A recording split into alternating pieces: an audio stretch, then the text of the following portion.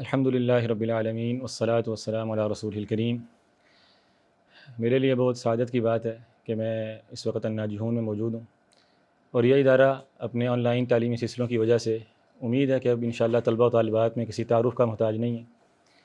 اور اسی طرح میرے لیے یہ بھی سعادت کی بات ہے کہ میرے سامنے اس وقت ہمارے شیخ محبوب، ہمارے بھائی حافظ محمد طاہر صاحب حفظہ اللہ موجود ہیں، جو اس ادارے کے مدیر التعلیم بھی ہیں۔ تو انشاءاللہ حافظ صاحب کی موجودگی سے ہم فائدہ اٹھائیں گے، اور ایک نیا تعلیمی سلسلہ، یا ایک آپ کہہ لیں طلبہ کے لیے بلکہ عوام کے لیے بھی ایک مفید سلسلہ پوڈ کاسٹ کا ہم آج انشاءاللہ اس کا آغاز کرنے جا رہے ہیں۔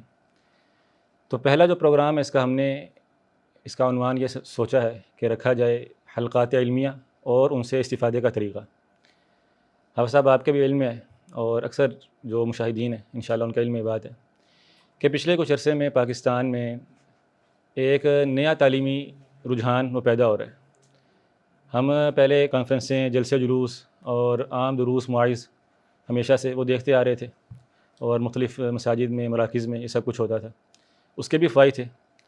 لیکن پچھلے 5-6 سالوں سے ہم نے دیکھا کہ مدینہ یونیورسٹی سے جو پڑھ کے آئے فضلاء اور نوجوان فاضلین، انہوں نے بطور خاص اس بات کا اہتمام کیا کہ پاکستان میں جو علمی حلقات ہیں، جن کو پہلے ہم عرب میں دیکھتے تھے صرف، کہ مختلف مشائخ کو بلایا جائے، وہ آئیں، مختصر وقت میں کتب پڑھائیں، اس پہ تعلیقات لگائیں، اس کا اجازہ اگر ہے تو وہ دیں طلبہ کو، اور طلبہ اس سے استفادہ کریں۔ تو یہ ایک مبارک سلسلہ بھی ہے، اور ایک ابھی آپ کہہ لیں نیا رجحان ہے یہاں پر۔ تو اس حوالے سے گفتگو کرتے ہیں انشاءاللہ۔ میں آپ سے گزارش کرتا ہوں کہ آپ یہ وضاحت کریں کہ جو تعلیم کے مختلف طریقے ہیں، جیسے میں نے ذکر کیا، ایک تھا جلسوں کا طریقہ تھا، ایک عام دروس کا طریقہ تھا، اور ایک یہ جو حلقات علمیہ کا طریقہ ہے، ان میں کیا فرق ہو سکتا ہے؟ یعنی طلبہ کے لیے ان علمی حلقات کی ضرورت کیوں ہے، یا یہ سلسلہ پہلے باقی چیزوں سے کیسے فرق ہے؟ اس حوالے سے کچھ باتیں آپ ذکر کریں۔ جی، بسم اللہ والحمدللہ والصلاۃ والسلام علی رسول اللہ۔ دیکھیں، اصل میں تو جو علم ہے، جو بھی چیز اس سے جڑ جاتی ہے، اس سے منسوب ہو جاتی ہے، تو اس کی قدر و منزلت، اس کا شرف خود بخود ہی واضح ہو جاتا ہے کہ حلقات علمیہ جب ہم نے کہہ دیا تو گویا کہ اس کا تعلق ہی بطور خاص علم کے ساتھ جڑ گیا ہے۔ ایک بات تو یہ ہے۔ دوسری بات یہ ہے کہ یہ بات بھی صحیح ہے کہ علم سیکھنے کے مختلف فارمیٹس ہیں یا مختلف طریقے ہیں، جن میں کبھی ہمارے پاس کانفرنسز بھی رہی ہیں، ابھی بھی ہوتی ہیں۔ ان کی افادیت پہلے ہوا بھی کرتی تھی، بہت زیادہ لوگ اس کے ذریعے سے فائدہ حاصل کرتے تھے، لیکن اس کا طریقہ کار یہ تھا کہ وہ عام عوام کے لیے ہوا کرتی تھی، اس کا تعلق عوام سے ہوا کرتا تھا۔ ہر طرح کے لوگ، اور پڑھے لکھے بھی ہوتے تھے، اس میں ان پڑھ بھی ہوتے تھے، سیدھے سادے لوگ بھی آتے تھے۔ جبکہ یہ جو حلقات علمیہ ہے، یہ بالخصوص ان کا تعلق طلباء کے ساتھ ہے، یعنی جو طلباء ہیں، طلباء علم ہیں، وہ ان سے استفادہ کرتے ہیں۔ تو یہ سب سے بڑا آپ اس کو فرق سمجھ سکتے ہیں، جوہری فرق ہے۔ جی، جوہری فرق یہ ہے کہ وہ عامت الناس کے لیے ہے، اور یہ طلباء کے لیے خاص ہے۔ اور اس میں یہ بھی فرق ہو سکتا ہے کہ جو عام مجالس ہوتی ہیں، یا عام دروس بھی آپ لے سکتے ہیں، وہ بسا اوقات عمومی مواعظ پہ مشتمل ہوتی ہیں، واعظ و نصیحت ہے لوگوں کو کرنا اور اس طرح کی چیزیں۔ جبکہ جو علمی حلقات ہیں، یہ تربیت کے ساتھ اصل جو مقصد ہے علم طلباء کا، وہ اس میں مقصود ہوتا ہے۔ یا آپ سمجھ سکتے ہیں کہ، یا اس طرح سے کہہ سکتے ہیں کہ علم اور روحانیت دونوں چیزوں کا امتزاج جو ہے وہ حلقات علمی ہے، دونوں چیزوں کو یہ جمع کر دیتا ہے۔ جبکہ دوسرے جو عام مجالس ہیں، ان میں اب تو بہت زیادہ بگاڑ بھی آ گیا ہے، جیسا کہ آپ جانتے ہیں، تو ان کی افادیت بھی شاید اب باقی اس طرح سے نہیں رہی۔ پھر مقصد کے اعتبار سے دیکھیں، مقاصد کے اعتبار سے بھی تو یہ بھی بہت زیادہ فرق ہے۔ پہلے جو ہمارے ہاں سلسلہ چلتا تھا، ان کے شاید پہلے مقاصد اچھے ہوتے بھی ہوں گے، لیکن اب مثلا کانفرنس کروائی جاتی ہے اپنی جو پاور ہے اس کو شو کروانے کے لیے کہ ہمارے پاس نفری زیادہ ہے۔ ایک گروہ کانفرنس کرتا ہے تو دوسرا اس کے مقابلے میں رکھتا ہے تاکہ دکھائے میرے پاس عوام زیادہ ہے، میرے فالورز زیادہ ہیں۔ پھر اس میں یہ بھی ہوتا ہے کہ جو کانفرنس ہے اس کا ماحول اس طرح سے اب بنا دیا گیا ہے کہ نعروں والا، اور اس میں کوئی ایک وقار نہیں رہا۔ یعنی وہاں پر علم سے منسوب افراد جو ہیں وہ اب یعنی اجنبی ہو گئے ہیں، اجنبی ہو گئے ہیں. اجنبی ہو گئے ہیں. یعنی ان کا جو علم کا وقار جہاں پہ نہیں ہے وہاں پہ اہل علم کا وقار بھی جو ہے وہ نہیں رہا اب. تو اس وجہ سے آپ سمجھیں کہ ہم جو حلقات علمیہ جو ہیں ان کی ضرورت بھی ہے کہ ضرور ہوں، اور بالخصوص طلباء کے لیے تو یہ آپ سمجھیں کہ حرز جان ہے، یعنی اس کے بغیر گزارا نہیں ہے. حافظ صاحب یہاں پر یہ بات بھی اہم ہے کہ ہمارے ہاں یہ جو خلیج ہے ایک طرح کی، ہم سمجھتے ہیں کہ ایک علماء الگ افراد ہوتے ہیں اور دعات اور واعظین الگ ہوتے ہیں کوئی. تو اصل میں تو جو شرعی منہج ہے، جو انبیاء کا طریقہ ہے کہ دعوت اور واعظ بھی علماء کا ہی کام ہوتا ہے، ایک مبارک کام ہے، علماء نے ہی اس کو کرنا ہوتا ہے. لیکن المیہ یہ ہے نا ہمارے ہاں بھی پہلے بھی یہ بات رہی ہے، بہت سارے اہل علم نے اس پر کتابیں بھی لکھی ہیں کہ خاص طور پہ جو وعظ ہے یہ ہاتھ لگتا ہے جہلاء کے. یعنی جو علمی بات ہے نا، کوئی کتاب پڑھنی ہے، پڑھانی ہے، تو ظاہری بات ہر بندے کے بس میں بات نہیں ہوتی. لیکن آپ نے کچھ لوگوں کو اکٹھا کر کے کوئی بھی ترغیب و ترہیب کی بات کرنی ہے اور اس میں ساتھ آپ نے لطیفے بھی سنا دیے، شعر شور بھی سنا دیے، ماحول بن گیا. تو اس طرح یہ جو مسند آواز کی یہ بہت جلدی ہاتھ لگ جاتی ہے جہلاء کے، یا ان لوگوں کے جو علم کا یعنی حق ادا کرنے والے نہیں ہوتے. تو عوام الناس میں اس کا نقصان یہ ہوتا ہے کہ عوام الناس سے سمجھتے ہیں کہ علم کی حقیقی صورت یہی ہے شاید، کہ علم وہ ہوتا ہے جہاں پر نعرے مارے جا رہے ہوتے ہیں اور جہاں پر جو ہے نا نیوا پیسہ لٹایا جا رہا ہوتا ہے اور وہاں پر دیگر بہت سارے مفاسد ہوتے ہیں. تو آپ کیا سمجھتے نہیں ہیں کہ یہ یعنی تصفیہ کے لیے معاشرے میں اور علم کے حقیقی احیاء کے لیے سلف کے منہج پر یہ مجالس کی تفریق لازمی ہے؟ جی بالکل واضح بات ہے. یعنی آپ دیکھیں کہ جو جیسے آپ نے کہا جو حلقات علمیہ ہیں یہ گویا کہ علماء کو ممتاز بھی کر دیتے ہیں. یعنی یہ ایسی مسند ہے اس پہ اگر کوئی جاہل بیٹھے گا نا وہ فوراً ہی اس کا بانڈا پھوٹ جائے گا، پول کھل جائے گا، پول کھل جائے گا. کیوں؟ اس کا پول اس طرح سے کھلے گا کہ وہاں پہ جو کچھ مرضی وہ کانفرنس میں جوگت سنا کے بھی ٹائم پاس کر سکتا ہے، ہنسا کے لوگوں کو شعر و شاعری سنا کے. یہاں پر جب وہ ایک علم کی مسند پر بیٹھے گا تو یہاں پر وہ 2 منٹ بھی بات کرے گا تو اس کو علمی بات کرنی پڑے گی جو اس کے بس میں نہیں ہوگی. تو اس سے فوراً پتہ چل جائے گا کہ یہ کیا ہو گیا. تو یہ جو تصفیہ آپ نے کہا کہ پتہ چل جائے گا کہ علماء کون سے ہیں، کن سے علم لینا ہے، طلباء کے لیے بھی آسانی ہو جائے گی. اور دخلاء کون ہیں؟ ہاں جی، اور دخلاء کون ہیں. یہ ایک بہت بڑا اس کا فائدہ جو ہے حلقات علمیہ کا ہمیں نظر آئے گا. اچھا صاحب یہاں پر ایک اشکال اور بھی ہے. بعض طلباء یا بعض اساتذہ بھی وہ یہ بات کہتے ہیں کہ مدارس میں تو علم پہلے ہے اور واقعتاً بات درست بھی ہے. طلباء جو اب 8 سال جو ہیں وہ صبح سے شام تک وہ مدارس میں علم حاصل کر ہی رہے ہیں نا، کتابیں ہی پڑھ رہے ہیں، تو کیا وہ کافی نہیں ہے؟ یعنی یہ ایک نئی چیز کیوں آپ شروع کرنا چاہتے ہیں کہ آپ کہتے ہیں طلباء جو ہے مختلف مدارس سے سفر کریں، جائیں اور فلاں شیخ سے جا کر کتاب پڑھیں، اور وہ کتاب جو ہے ہم اپنے اساتذہ سے ہم نے پڑھی 2 سال میں 4 سال میں، آپ کہتے ہو عصر کے بعد بیٹھو عشاء تک کتاب پڑھ دو ساری. تو مدارس میں جو تعلیم ہے اس کے ہوتے ہوئے اس کی کیوں ضرورت ہے، اس کی کیا افادیت ہے؟ دیکھیں اس بات میں تو کوئی شک نہیں کہ جو مدارس کی تعلیم ہے وہ تو اصل ہے. اچھا، یعنی بنیاد کسی بھی طالب علم کی اسی وقت ہے جب وہ کسی مدرسے میں باقاعدہ پڑھتا ہے، وہاں پر وہ تعلیم نظامی تعلیم حاصل کرتا ہے. یعنی اس بات سے کوئی انکار نہیں ہے. ایسا نہیں ہے کہ جب حلقات علمیہ کی دعوت دی جاتی ہے تو یہ کہا جا رہا ہو کہ طلباء مدارس کو چھوڑیں اور حلقات میں آ کے بیٹھ جائیں. نہیں، ایسا تو کوئی بھی نہیں کہتا اور ایسا کہا بھی نہیں جا سکتا کیونکہ وہ اصل ہے. جی. لیکن فرق یہ ہے کہ جو نظامی تعلیم ہوتی ہے اس میں ایک خاص پیٹرن سے چلا جا رہا ہوتا ہے. یعنی اس میں خاص آپ کے پاس سلیبس ہوتا ہے، خاص وقت ہوتا ہے آپ کے پاس، اور پھر اس کا خاص ایک ہر مدرسے کا اپنا جو فارمیٹ ہے وہ چل رہا ہوتا ہے. جبکہ یہاں پر آپ نے کسی ایک فن کی ایک کتاب کی تمام جزئیات سے مختصر وقت میں گزر جانا ہوتا ہے. یعنی جو چیزیں آپ نے پڑھی ہیں وہ دہرائی جاتی ہیں اور جو چیزیں رہ گئی تھیں آپ کی وہ آپ کے ساتھ مزید شامل ہو جاتی ہیں.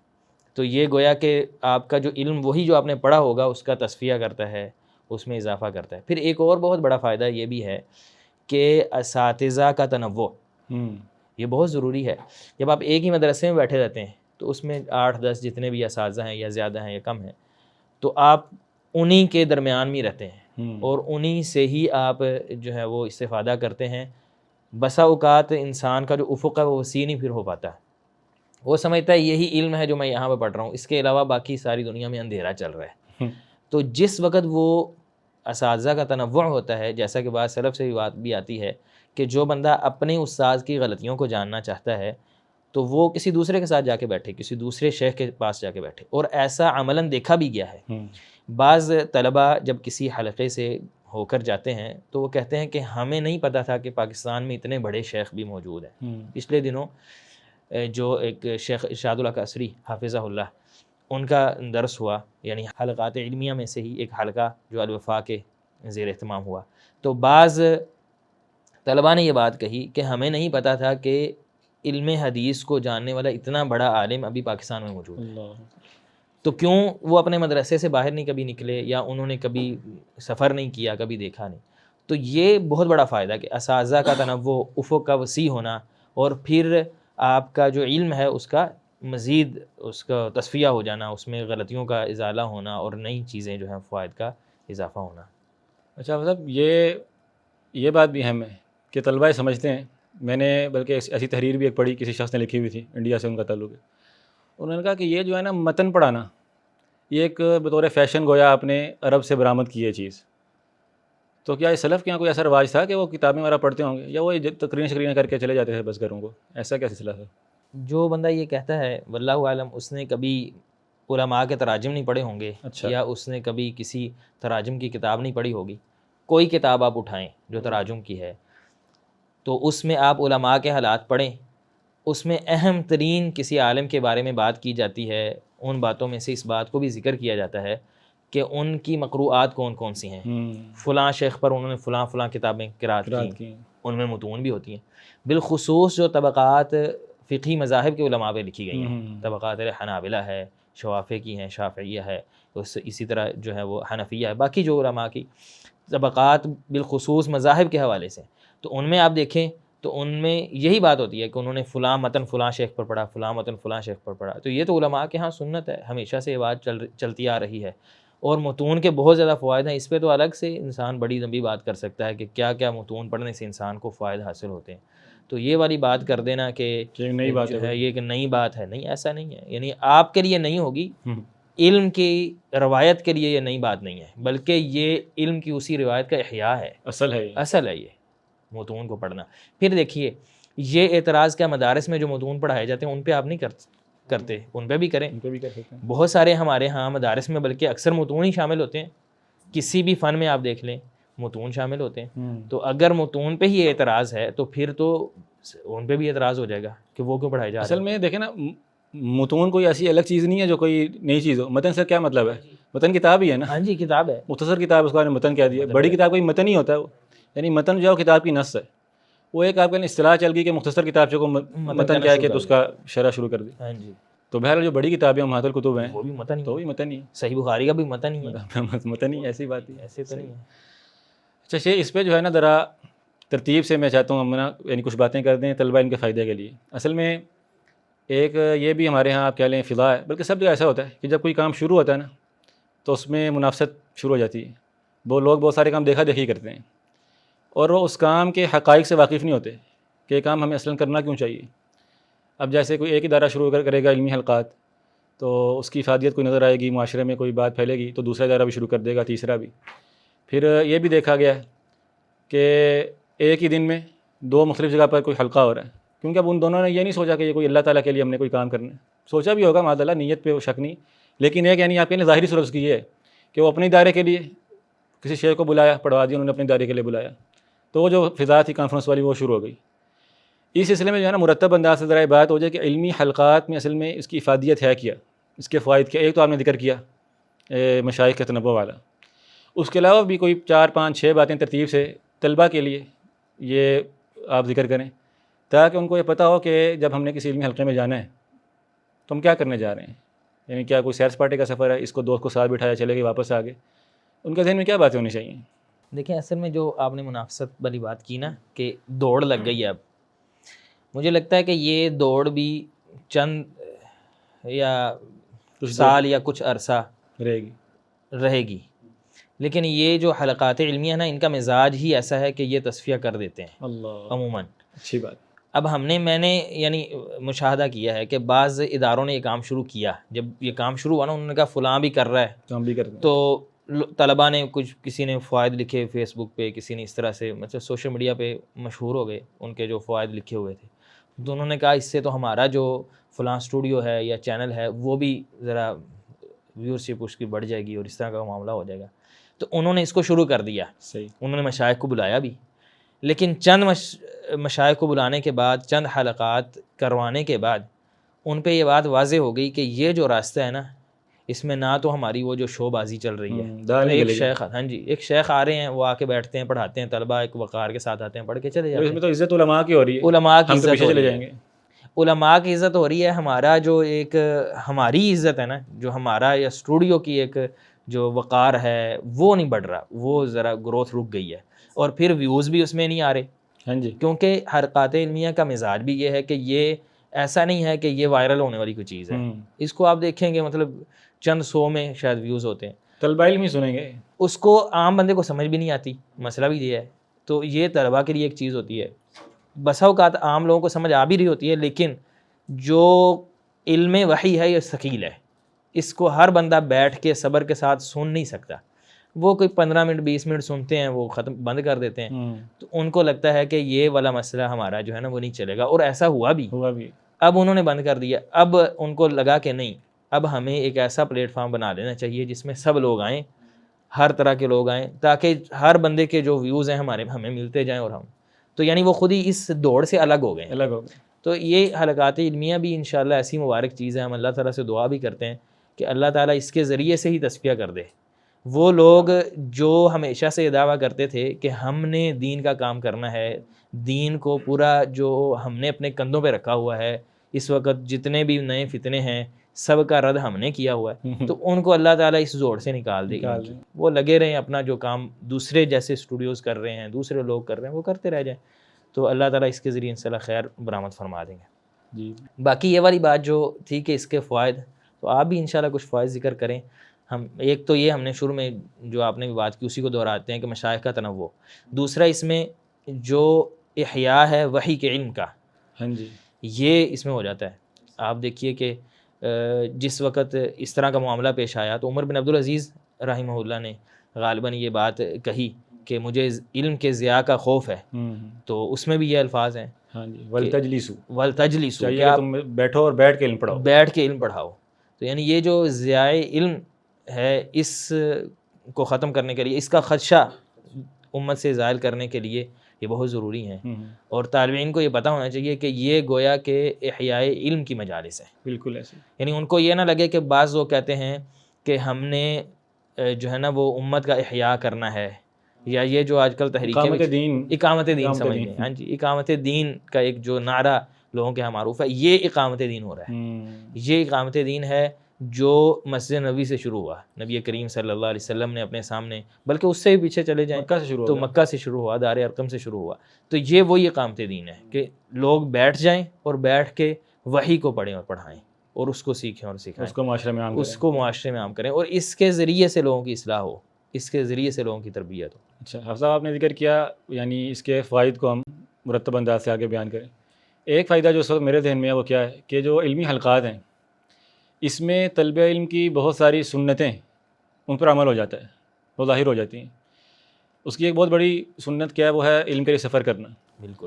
آپ دیکھیں ہمارے یہاں پاکستان میں جو طلبہ علم ہیں وہ عام طور پہ جو مدارس میں پڑھتے ہیں, تو جس مدرسے میں جاتے ہیں وہ 7 سے 8 سال ادھر ہی رہتے ہیں عام طور پہ. شاید و نادر کس کو کوئی بہت شوق ہوگا وہ سفر کر کے جائے گا, کسی اور شہر کے پاس جا کے پڑھ لے گا.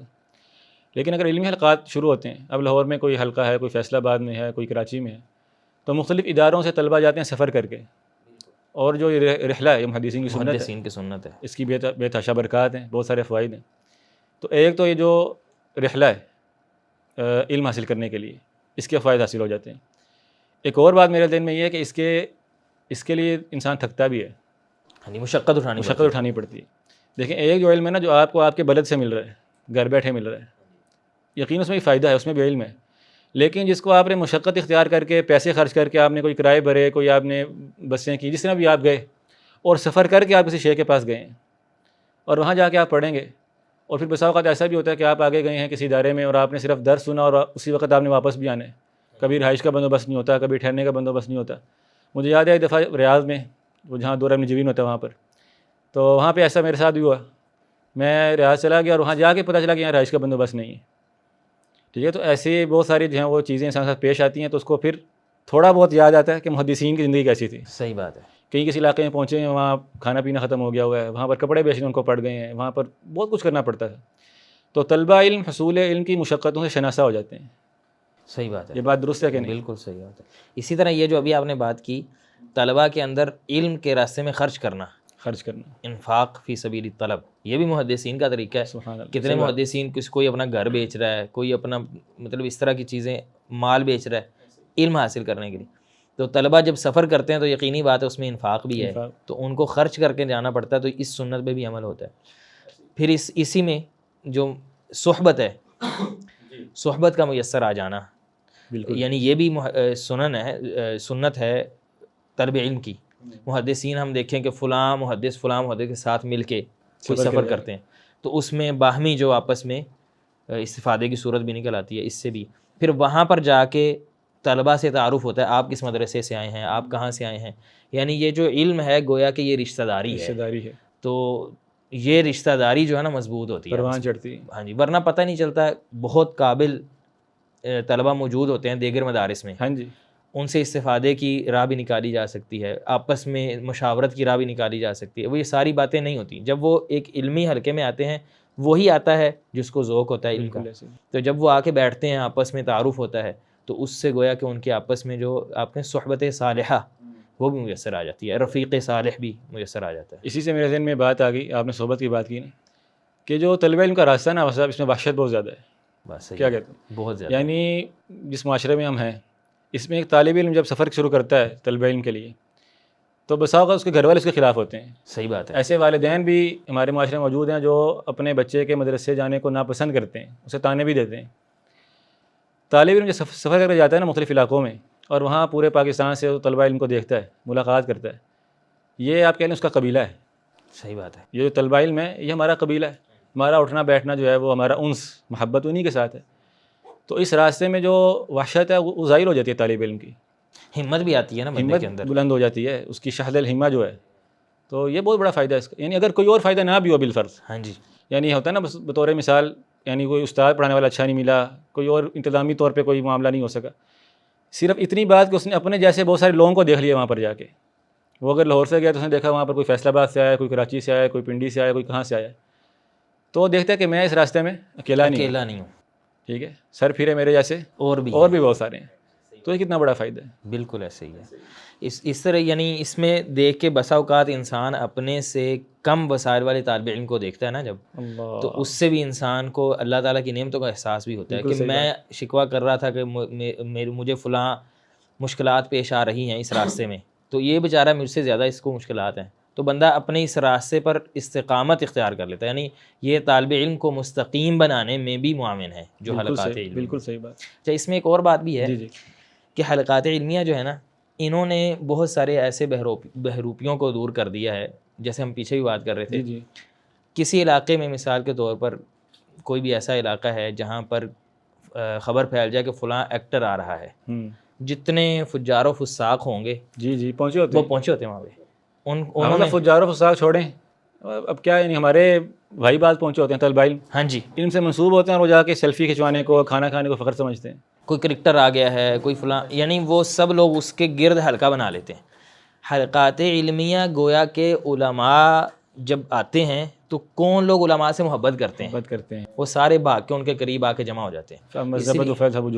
اس لیے ہم نے بعض حلقات علمیہ میں یہ بات بھی دیکھی ہے, کسی شہر میں ہوتا ہے تو تمام اس شہر کے بڑے علماء طلباء وہ اس میں نظر آ رہے ہوتے ہیں. بالکل ایسے وہ تمام لوگ, ان کا جھوٹا ہونا یہ واضح ہو جاتا ہے, جو ہمیشہ ہم سے کہتے رہتے ہیں کہ ہم علماء سے سیکھتے ہیں, ہم تو علماء کی صحبت کو اپنے لیے بڑا فخر محسوس کرتے ہیں, علماء ہی ہمارا سرمایہ ہیں, ان کے بغیر تو ہمارا گزارا نہیں ہے.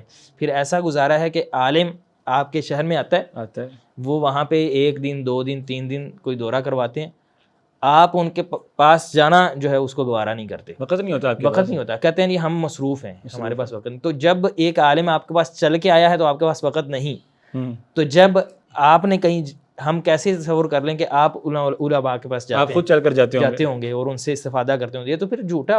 ایسے ہی ہے کہ ٹور شور مارنے چلے جاتے ہیں تو راستے میں چلو جی. بلکہ ایسا بھی ہوا ہے کہ کسی جگہ پہ حلقہ علمیہ ہو رہا ہے تو بعض لوگ گزرتے ہوئے وہ ان کو بلکہ مشائخ کو یہ بات بتائی کہ ہم آپ سے ملنے نہیں آئے، ہم گزر رہے تھے، تو ہم نے کہا کہ چلیں یعنی جو ہے نا وہ گزرتے ہوئے سلام دعا ہو جائے، یعنی یہ کوئی استفادے کے لیے مطلب یہ لوگ نہیں آتے. تو یہ بھی اس کا فائدہ ہے، یعنی وہ تصفیہ والی جو شروع میں ہم نے بات کی تھی وہ یہاں اس طرح سے بھی تصفیہ ہوتا ہے. بہت ساری صورتیں، بہت ساری صورتیں ہیں، یعنی یہ بھی الحمدللہ ایسے لوگ جو ہے نا وہ واضح ہو جاتے ہیں، ان کا بانڈا پھوٹ جاتا ہے. اچھا صاحب، ایک اور اس کا فائدہ جو حلقات علمیہ کا ہو سکتا ہے یہ ہے کہ طلبہ علم جو علماء کی حدی اور سمت ہے وہ سیکھتے ہیں اس میں. صحیح بات ہے. یعنی بسا اوقات ہوتا ہے نا نظامی تعلیم میں جو مدارس میں ہے یا دیگر اداروں میں، اس میں ایک خاص طرح کا تعلیمی سلسلہ چل رہا ہوتا ہے، ٹھیک ہے، لیکن وہ جو ہے نا کبار مشائخ ہوں، وہ کس طرح آ رہے ہیں، کس طرح بیٹھ رہے ہیں، کس طرح وہ بات کر رہے ہیں، طلبہ ان کے سامنے ان کا رویہ کیا ہے، جیسا کہ بعض آثار میں بھی ہے نا کانوا یتعلمون الہدی کما یتعلمون العلم، اس طرح کی بات ہے کہ وہ امام احمد سے، امام شافعی سے پڑھنے والے کم ہوتے تھے اور ان کو دیکھ کر سمجھنے والے کا علم ہوتا کیا ہے، اس کی شان و شوکت کیا ہوتی ہے، اس کا وقار کیا ہوتا ہے، وہ سیکھنے والے زیادہ ہوتے تھے. تو ان مجالس میں واللہ طلباء کو دیکھ کر دل خوش ہو جاتا ہے بسا اوقات، اتنے اچھے مظاہر ہوتے ہیں حسن سمت کے اور ادب کے، اور علماء سے انسان استفادہ بھی کرتا ہے اس حوالے سے بھی. ہاں جی ایسے ہی ہے، یعنی دیکھیں کہ صرف علم نہیں لینا ہوتا بلکہ آپ نے علم کے ساتھ ادب بھی لینا ہوتا ہے، اور ادب تو علم کے ساتھ، علم سے پہلے بھی ادب کی ضرورت ہوتی ہے، علم کے دوران بھی ہوتی ہے اور علم کے بعد بھی ضرورت ہوتی ہے.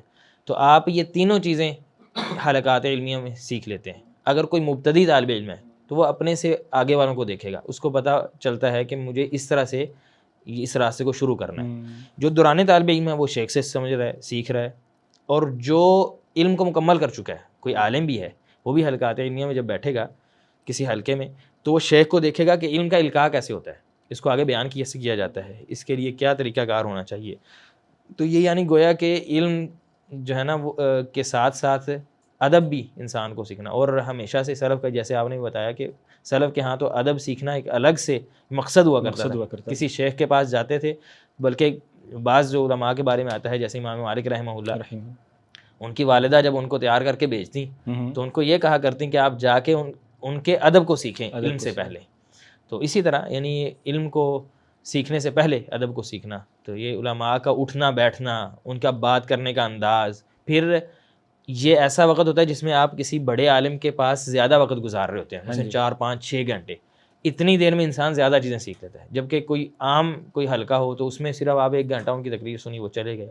اس میں مزید سیکھنے کے جو ہیں زیادہ. آپ سب سمت کے اندر ظاہری چیزیں، بعض امور بھی انسان سیکھتا ہے. بطور مثال دیکھتے ہیں نا ہم کہ اس سے پہلے ابھی ایک ٹرینڈ ہے ورک شاپس وغیرہ کا، ورک شاپس ہو جاتی ہیں، فلاں چیز ہو جاتی ہے. اب اس میں کوئی بندہ ٹوپی کے بغیر بھی آیا ہوتا ہے، کوئی بندہ پینٹ شرٹ پہن کے بھی آیا ہوتا ہے، القاء کرنے والا بھی اور مستفیدین میں سے بھی. لیکن جو بندہ علمی حلقات میں جاتا ہے تو ہم دیکھتے ہیں کہ علمی حلقات میں علماء کا لباس ایک ہی ہوتا ہے.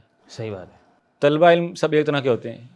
اس میں اگر کوئی آ بھی جائے گا بیچارہ کوئی اور لباس پہن کے کسی اور انداز کا، وہ خود اپنے آپ کو اجنبی محسوس کرتا ہے. ٹھیک ہے، بالکل. تو جو بات وہ یہ بھی تصفیہ میں سے ایک بات ہو گئی، ٹھیک ہے نا، کہ طلبہ علم یہ باتیں سمجھتی ہیں کہ علماء کے جو ہے نا وہ چونچلے نہیں ہوتے، ٹھیک ہے، ان کے لیے ہیوی بائک ہونا لازمی نہیں، ان کے لیے سر پہ ایک اچھی ٹوپی ہو، شماغ ہو، کوئی مناسب لباس ہو سفید چمکتا ہوا، یہ بہت کافی ہوتا ہے. ٹھیک ہے. اچھا، اسی طرح آپ نے بھی پیچھے ہم نے بات شروع کی تھی طلبہ علم میں جو سنتیں ہیں بات، اس میں ایک صبر بھی ہے. اس حوالے سے ذرا رہنمائی کریں نا کہ یہ حلقات علم جو طویل ہیں کافی یہ، اور ایک وہ لیکچر جو آپ نے 40 منٹ بعد گھنٹی بعد کی پیریڈ ختم ہو گیا، ان دونوں میں کیا فرق ہے؟ اس میں ہم نے بات کی تھی نا صبر میں، ایک تو جو سفر کر کے جانا ہے حلقات علمیہ میں یہ بھی صبر ہے. پھر وہاں پہ جا کے ان حالات کا جیسے آپ نے ذکر کیا، رہائش نہیں ملی، کھانا نہیں مل رہا، یہ بھی اس پہ بھی صبر کرنا ہے آپ نے. پھر حلقات علمیہ میں بیٹھ کر وہ اتنی لمبی مجلس میں بیٹھے رہنا، یہ بھی صبر ہے. پھر جو شیخ دے رہے ہیں علم اس کو سمیٹنا، اس سے اکتانا نہیں، یہ بھی صبر ہے. اور پھر شیخ کے ادب میں ایک خاص انداز میں بیٹھنا ہے، وہاں پہ آپ ٹانگیں نہیں پھیلا سکتے، وہاں پہ آپ جو ہے نا وہ کوئی اور ایسی اپنے ریلیکس نہیں اپنے آپ کو کر سکتے، جسے کہتے ہیں، اس میں بھی صبر ہے. یعنی ہر اعتبار سے یہ نا صبر انسان کو یہ حلقات جو ہیں وہ سکھاتے ہیں. یعنی اس میں ایک نا فی نفسی صبر جو علم کے اوپر ہے، جیسے نا بعض لوگ کہتے ہیں کہ سائنس یہ کہتی ہے کہ مغربی کوئی تحقیق ہے کہ 20 منٹ کے بعد جو ہے نا وہ آپ کا ذہن معاف ہو جاتا ہے, آپ مزید بات نہیں سن سکتے. ہاں جی. اچھا, فلمیں دیکھتے ہوئے کسی کا ذہن معاف نہیں ہوتا, فضول ریلیں دیکھتے ہوئے. علم کی بات آتی ہے تو 20 دن بعد ان کا ذہن معاف ہو جاتا ہے. اچھا, علمی حلقات میں جب جاتے ہیں نا, آپ نے اب 3 گھنٹے جو ہے نا استاد سے سننی ہے بات, تو ہم نے دیکھا طلبہ علم کا تو ذہن معاف نہیں ہوتا الحمدللہ. الحمدللہ. ٹھیک ہے, یہ صبر ہی ہے نا کہ آپ مسلسل کوئی بندہ 2.5 گھنٹے 3 گھنٹے 4 گھنٹے درمیان میں نماز کا وقفہ آ گیا, تھوڑا بہت اس طرح وقفہ آ گیا, تو 4 گھنٹے مسلسل سماع کر رہا ہے. اب اگر ہم محدثین کی زندگی دیکھیں, حافظ بن حجر رحمہ اللہ کے بارے میں آتے ہیں, انہوں نے اتنے مختصر وقت میں اتنی کتابیں خطیب بغدادی رحمہ اللہ کے بارے میں, تو معاف شاف کچھ نہیں ہوتا. پھر کیا کہتے ہیں, صحیح بات ہے. یہ تو بس ایک وہ بن گیا ہے, یعنی ہوا سا بن گیا. یہ یعنی مغربی تعلیم میں ہو سکتا ہے ایسی بات ہو, ہاں جی, جس نے کوئی نفسیات پڑھنی ہے, کوئی کیمسٹری فزکس پڑھنی ہے تو ہو سکتا ہے, لیکن علم شرعی میں تو ایسی کوئی بات ہے ہی نہیں. علم تو آپ کو مزہ دیتا ہے, یعنی جیسے جیسے آپ اس میں بڑھتے جاتے ہیں یہ آپ کو مزید جو ہے وہ, اور پھر اس کی ہمیں مظاہر نظر بھی آتے ہیں. بسا اوقات ایسے بھی ہوتا ہے کہ بزرگ ہاں جی طور طالب علم بیٹھے ہوتے ہیں تو وہ ایک ہی انداز میں اتنا لمبا وقت بیٹھے رہتے ہیں تو انسان حیران ہوتا ہے. پھر بلکہ بعض بزرگ مشائخ کو آپ دیکھیں, ہاں جی, یعنی بعض بزرگ مشائخ اتنے لمبا وہ ایک پورا القاء کر رہے ہوتے ہیں, القاء کر رہے ہوتے ہیں, تو بندہ حیران رہ جاتا ہے کہ اتنا نوجوان بھی ایک اتنا زیادہ نہیں کر سکتا. بالکل ایسے, صحیح بات. تو اس میں یعنی یہ بھی بات جو آپ نے کہی کہ واضح ہوتی ہے کہ علم جو ہے یہ اکتاہٹ, جو صحیح طالب علم ہے اس کے لیے اکتاہٹ کا باعث نہیں بنتا. اچھا, مطلب ایک اور بات بھی ضمن میں کی جا سکتی کہ ہمارے ہاں جو شارٹ اینڈ کورسز ہیں اس سے جو علم حاصل کیا گیا ہے اس کا ایک خاص مزاج ہے. اب ٹھیک ہے, کسی نے اس طرح کے علم کو دیکھا صرف اسی صورت میں, اس نے کورسز کی صورت میں اور ورک شاپس کی صورت میں اور اس طرح. اب جب وہ ان علمی حلقات میں جاتا ہے, جس کہتے ہیں نا, اس کو لگ پتہ جاتا ہے کہ علم کیا ہوتا ہے. صحیح بات ہے, یہ بات بھی ہے, اس کو علم کی اصل حقیقت کا, اس کی اصل گہرائی کا اندازہ ہو جاتا ہے.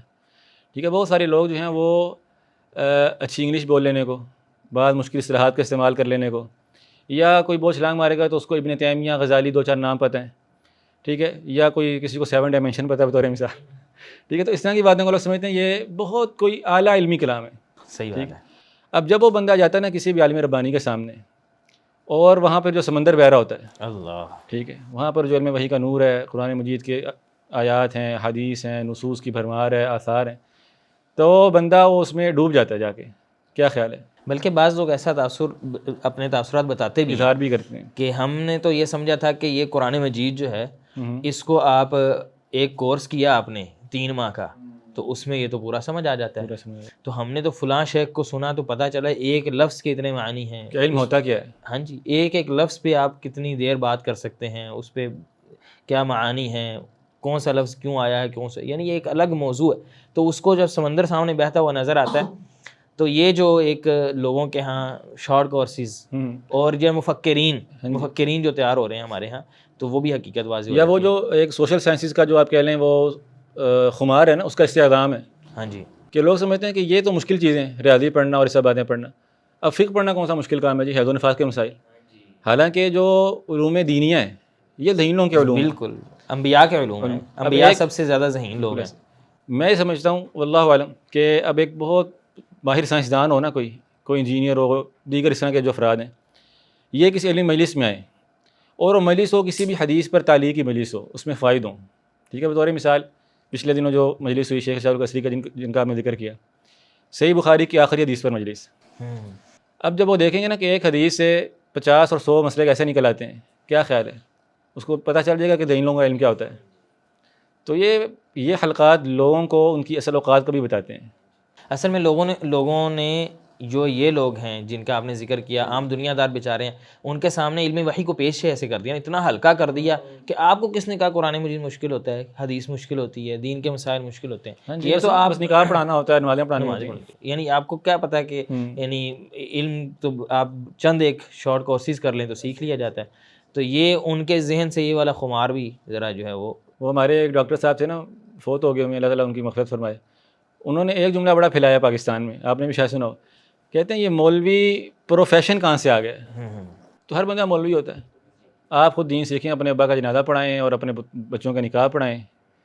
تو یہ جو مولوی پروفیشن کہاں سے آئے والی قوم ہے نا, اس کو بھی سمجھ آتا ہے کہ مولوی کہاں سے آئے ہیں. ہاں جی, علماء کیا ہوتے ہیں. صحیح بات ٹھیک ہے. پھر ان کو 4 مسائل جب حل کرنے پڑتے ہیں تو پتہ اصل میں وہی ہے کہ جب بندے کے پاس علم نہیں ہے تو وہ مسائل بھی جہالت میں حل کر لے گا. کر لے گا. یہ بات یہ بھی تو جاہل کے ساتھ بندہ کوئی بات بھی نہیں کر سکتا ہے. مسئلہ بھی تو یہ ہے. بالکل صحیح بات.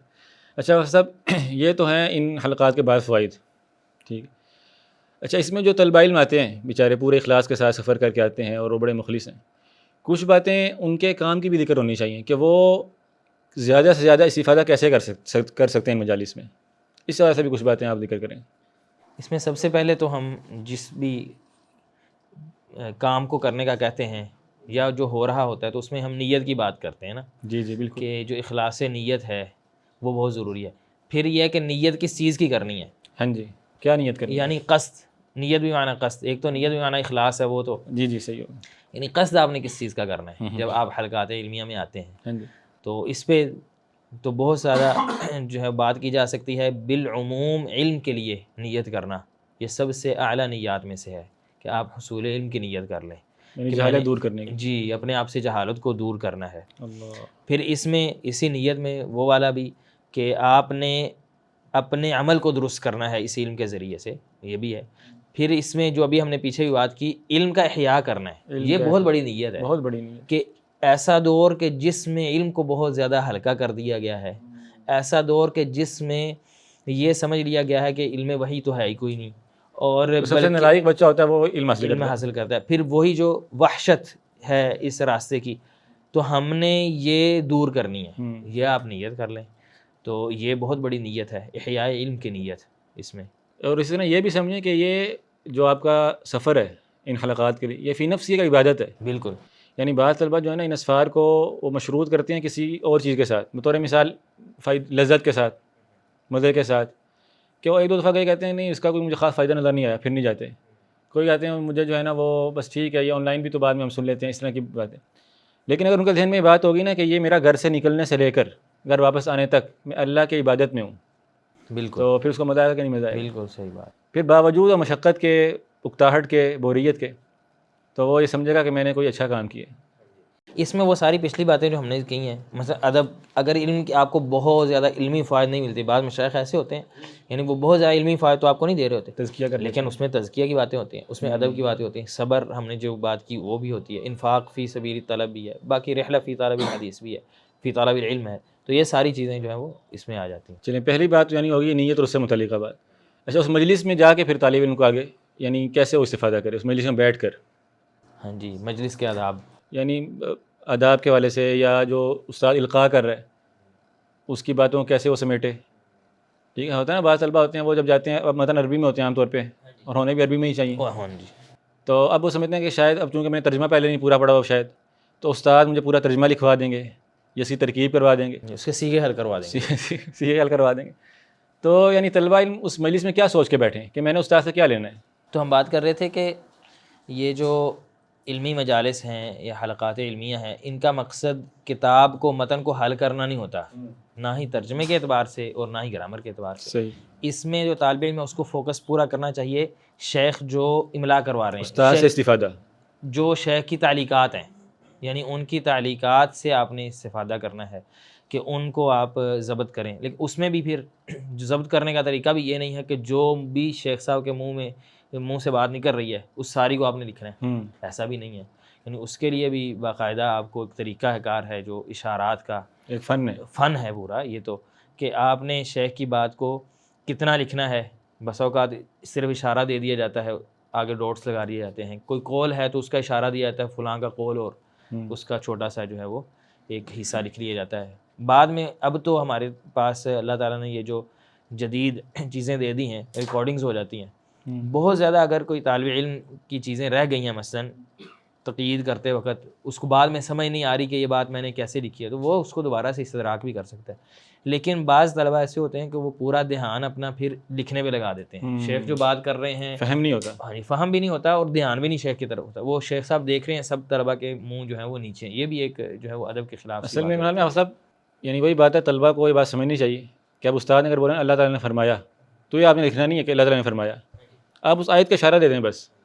ٹھیک ہے, کوئی حدیث ہے, اب وہ پوری حدیث کا متن لکھنا, اور پھر آخر میں صحیح البخاری پورا لکھنا, بس کہہ دیں بخاری اور حدیث کا ہلکا سے الفاظ لکھ دیے.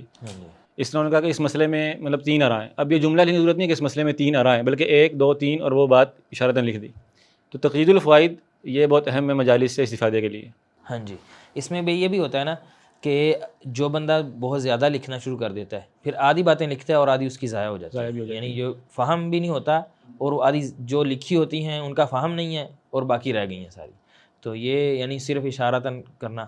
اصل میں اس میں مسئلہ یہ بھی ہے نا کہ یہ چونکہ ایک نئی چیز متعارف ہوئی ہے تو آہستہ آہستہ طلبہ انشاءاللہ چیزوں کو بس اوقات ایک طالب علم جب ایک حلقے میں جاتا ہے ایک مجلس میں جاتا ہے تو اس میں جب وہ ایک چیز غلطی اپنی دیکھتا ہے کہ مجھ سے یہ غلطی ہوئی چیزیں رہ گئیں تو پھر آئندہ وہ درست کرتا جائے گا، خود بخود سمجھتا رہے گا انشاءاللہ. چلیں ایک تو ہم نے بات کر لی نیت کے حوالے سے، دوسری ہو گئی اس مجلس میں تقیید فوائد کے حوالے سے.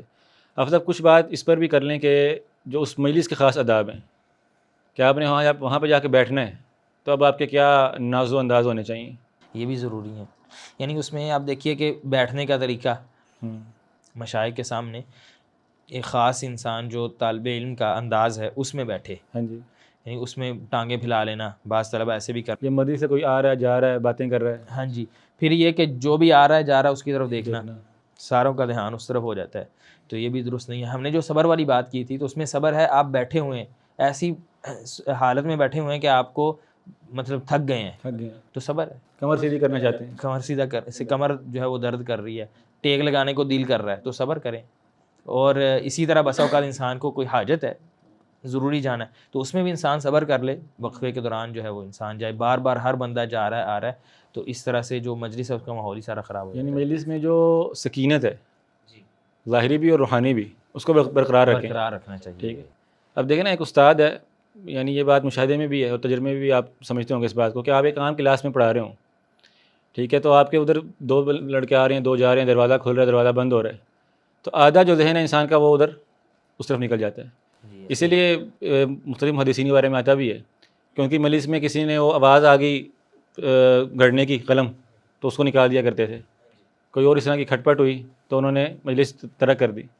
تو ان آداب کا بھی پھر بطور خاص خیال کرنا چاہیے. ہاں جی. بس اوقات یہ بھی ایک غلطی بعض طلباء کی طرف سے ہو جاتی ہے نا کہ شیخ کوئی بات کر رہے ہیں، اب اس بات سے سوال ذہن میں پیدا ہو گیا. اب بعض مجالس میں تو ایسا بھی دیکھا گیا کہ طالب علم فوراً سوال بھی داغ دیتے ہیں، درمیان میں سوال کر دیا. یہ تو بالکل یعنی علم کی مجلس کو خراب کرنے والی بات ہے اور شیخ کا بھی اس میں ادب نہیں ہے. اشارتاً انسان اس کو لکھ لے، اگر آپ لکھیں نا پھر بھی مسئلہ رہتا ہے کہ وہ اب سوال آپ کے ذہن میں رہے گا جب تک تو آپ اس شیخ کی بات نہیں سمجھ رہے ہوں گے. آپ کے ذہن میں ہے کہ میں نے یہاں پہ سوال کرنا ہے.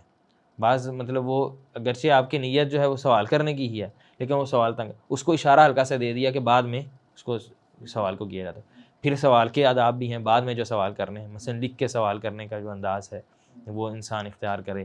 اگر بول کے سوال کرنے کی بھی اجازت ہے تو سوال کو مختصر کرنا، جو مطلوبہ آپ کا سوال ہے بس اس پہ فوکس کرنا، پھر اس علمی مجلس کا جو عنوان ہے اسی میں رہنا. بعض طلباء کیا ہوتا ہے کہ مجلس کا عنوان اور ہے تو وہ اپنا دنیا جہان کے جو سوال انہوں نے پہلے سے سوچے ہوتے ہیں، حالانکہ یہاں پہ جو علمی حلقات ہیں ان کے اندر بیٹھ کے جو سوال آپ کو اس سے متعلقہ ذہن میں آ رہا ہے وہ آپ نے پوچھنا ہے، وہ اشکال آپ نے دور کرنا ہے. باقی سوالات کے لیے آپ کے لیے پورا سال آپ کے پاس موجود ہے، آپ کے اپنے مدارس میں یا اپنے علاقے کے مشائخ علماء موجود ہوتے ہیں، آپ ان سے یہاں پر اس سے متعلقہ کوئی اشکال ہے، آپ کو بات سمجھ نہیں آئی ہے، کہیں پہ بات غلط ہو رہی ہے، کوئی اس طرح کی بات ہے تو کی جائے. اچھا، اور اس میں یہ بھی افسب ہے کہ بعض طلباء کا یہ ذہن ہوتا ہے کہ شاید استاد ہمارے سوال کا جواب دینے کا کوئی اللہ کی طرف سے پابند ہے، اس پر بات فرض ہے، ٹھیک ہے، وہ سوال کرتے ہیں ایک تو اور سوال پہنچا نہیں، جواب نہیں دیا کسی استاد نے، کوئی سوال اس کا ایک طرف کر دیا تو وہ پھر اس کے بارے میں ایک بڑا عجیب تصور قائم کر لیتے ہیں، یا کہتے ہیں یہ فلاں میں تکبر تھا یا فلاں اس کا خاص علم نہیں ہے اس کے پاس، اس کو میرے سوال کا جواب نہیں آتا. تو یہ بات بھی سمجھنی چاہیے کہ سوال آپ نے کر دیا، جواب دینا استاد کی ثوابدید پر ہے، وہ اپنی سہولت کے حساب سے دیکھے گا، جو مناسب سمجھے گا وہ جواب دے گا. اچھا، ایک اور بات بھی صاحب یہاں پر ہے کہ بعض طلبہ یہ بھی سمجھتے ہیں کہ ہم جو اس مجلس میں جا رہے ہیں نا تو اب ہم اس استاد سے ملنے کے لیے جا رہے ہیں. وہ جو شیخ صاحب ہیں اب ان سب نے ان شیخ پر پہلے رش کرنا ہے، پھر آٹوگراف لینے ہیں، پھر سائن لینے ہیں، پھر سیلفیاں لینی ہیں اور انتظامی بعض چیزیں ہوتی ہیں. اب ایک بڑے شیخ ہیں بطور مثال، وہ 3 گھنٹے انہوں نے پہلے جو ہے نا وہ بول لیا، اب آرام کرنا چاہتے ہیں لوگ، ان کو جو انتظامیہ ہے وہ چاہتی ہے کہ ان کو وہاں پہ جلدی جلدی نکال لیا جائے، لیکن طلبہ ایسا رش کرتے ہیں کہ وہ اگر وہاں سے نکلیں گے بھی تو طلبہ پھر برا مانیں گے.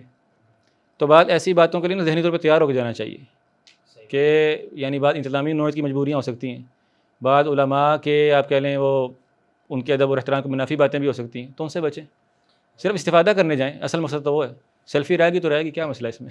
وہی بات ہے کہ مشائخ سے استفادے کی یہ والی جو صورت سیلفیوں والی ہے نا، یہ جو ہلاک کی ہے، ہم نے جو شروع میں بات کی آٹوگراف کہ والی صورت، انہوں نے لوگوں کو دکھانا ہوتا ہے کہ میں فلاں شخص صاحب بیٹھا تھا، ہاں جی میں اس مجلس میں تھا، میں اس مجلس میں تھا، جبکہ طالب علم کا استفادہ یہی ہے، چاہے شیخ سے ملاقات نہیں ہو سکی، مصافحہ نہیں ہو سکا، تو آپ نے جو چیز مقصد تھا وہ پورا ہو گیا، جو ہم نے مقاصد پیچھے ذکر کیے ہیں وہ سارے ہو گئے ہیں آپ کے، آپ جائیں۔ تو اگر کہیں پہ ایسا موقع بن جاتا ہے کسی شیخ سے مصافحے کا تو ٹھیک ہے، یعنی ایک بندے کے لیے بڑی ہاں جی اچھی چیز ہے۔ سیلفی کا تو ویسے ہی تصور ہی مطلب عجیب و غریب ہے نا، کون سا؟ سیلفی کا، صحیح، یہاں مصافحے کا کوئی آپ کا بن جاتا ہے وہاں پر کوئی ایسا ماحول تو اس میں آپ لے لیں، یہ اضافی چیز ہے، یہ مقصد نہیں ہے حلقات علمیہ کا، یہ مقصد سمجھ لینا کہ اس میں ہم مشائخ کے ساتھ جا کے سیلفیاں لیں گے، مصافحہ کریں گے اور جو ہے نا وہ بوسہ دیں گے، پھر ساتھ میں لکھیں گے کہ ہم نے فلاں شیخ کو آج بوسہ دے لکھیں دیا، گے میری اس کتاب پہ نام لکھ دیں اپنا، نام لکھ کوئی دیں، نصیحت لکھ ہاں دیں، جی کوئی نصیحت لکھ دیں۔ حلقات علمیہ کا یہ مقصد نہیں ہے، مقصد جو ہے وہ آپ سمجھیں۔ اس میں ایک اور بات پیچھے والی بھی تھی کہ جو آپ نے ذکر کی کہ بعض اوقات کوئی سوال آتا ہے تو بہت سارے مشائخ ہیں یا بسا اوقات کو انتظامیہ کے لوگ ہوتے ہیں جو پڑھے لکھے ہوتے ہیں، وہ ان سوالات کو شیخ تک نہیں جانے دیتے، تو یہ ٹھیک ہے، بلکہ اچھا ہے، اور یہ ہمارے زمانے کی خرابیوں میں سے ہے کہ سوالات کے جوابات کے ذریعے سے ہم مشائخ کا تعین یا علم کا جو ہے نا وہ معیار ماپنا شروع ہو گئے ہیں۔ پہلے یہ تصور نہیں تھا علماء کے یہاں، کتنے علماء ہیں لا ادری ان کا جواب ہوا کرتا تھا اور وہ جواب نہیں دیتے تھے، ڈرتے تھے۔ صحابہ کرام سے آپ دیکھ لیں آگے تک علماء کا یہ طریقہ رہا ہے، تو اس کے ذریعے سے مشائخ کو ماپنا شروع کر دینا کہ میں گیا تھا فلاں شیخ کے پاس، ان کو تو میرے سوالوں کے جواب نہیں آئے، تو یہ چیزیں جو ہیں وہ طالب علم میں نہیں ہونی چاہیے ان کے حوالے سے۔ جی ٹھیک ہے حافظ صاحب، میرے خیال میں کافی ساری مفید باتیں کر لی ہیں، تو آخر میں ایک بات کر لیتے ہیں۔ بہت سارے طلباء ان کا یہ اشکال ہوتا ہے، وہ کہتے ہیں کہ جو اساتذہ ہیں، مشائخ ہیں، وہ بسا اوقات جو متن مقرر ہوتا ہے تو اس کا ایک ہی صفحہ پڑھاتے ہیں اور یا 2 صفحے پڑھاتے ہیں، تو یہ تو وہی مدرسے والی بات ہو جاتی ہے تقریباً، تو پھر ہمیں یعنی اس کا کیا فائدہ جانے کا، یا اس طرح کی بات ان کے ذہن میں اشکالات یہ بھی ہوتے ہیں، اس والے سے بھی کوئی بات اگر کر دی جائے تو۔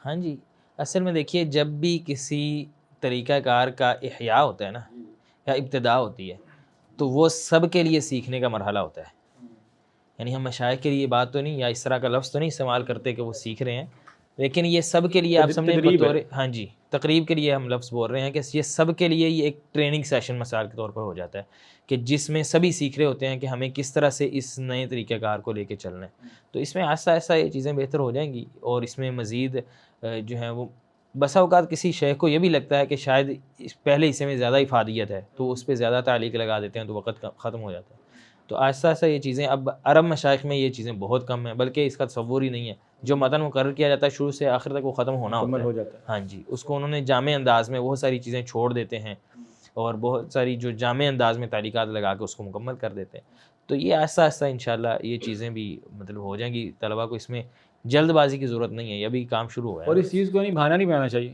کہ اس وجہ سے میں نہیں جاتا، آپ جائیں، دیگر جتنے سارے فائدے میں ذکر کیے ہیں انشاءاللہ آپ کو حاصل ہوں گے، حاصل ہو رہے ہیں۔ اور یہ برکت بھی پھر آخر میں حاصل ہو جائے گی۔